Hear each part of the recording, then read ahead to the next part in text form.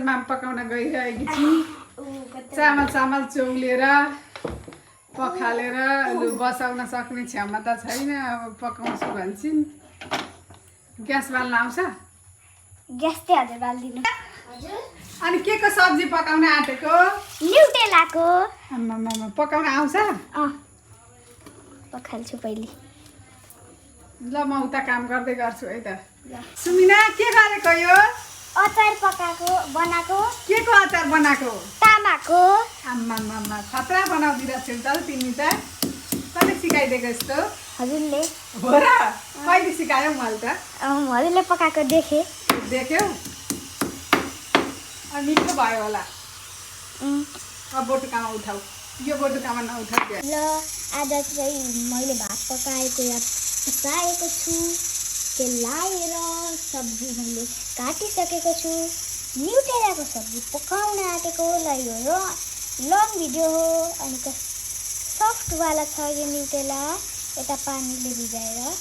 अनि मैले भात त सबैले पकाउन आइहाल्छ अनि यो अचार चाहिँ मैले कसरी बनाएँ भन्दा जस्तै मैले तामा निकालेँ अनि यो तामा यता राखेँ जस्तो सानोवाला अलिकति पिसेछु अनि पिसेँ अनि यहाँ राखेँ अनि यो यता हालेँ अनि यहाँ मैले नुन हालेँ अनि यहाँ मैले आज चाहिँ मैले भात पकाएको र मैले यहाँ बसाइसकेको छु चामल केलाएर पखालेर अनि यो आलु बसाएको छ अनि यहाँ न्युटेला फ्राई गर्नको लागि काटेर राखेको छ अनि यहाँ तामाको अचार बनाएको छ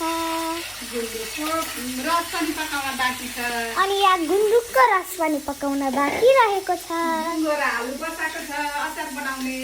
अर्को अचार बनाउनको लागि बुङ्गरा आलु बसाएको छ र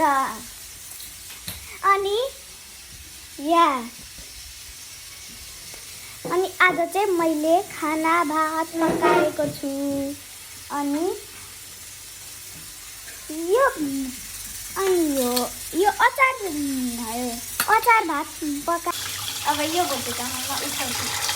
निकाल्नु पर्दैन रस पनि पिहाल न लु अब यसरी सोरेर हाल दुई हात त प्रयोग गर्नु पर्दैन एक हातले भएछ त्यही भएर यो न्युटेलाको सब्जी हजुरहरूलाई थ्याङ्क यू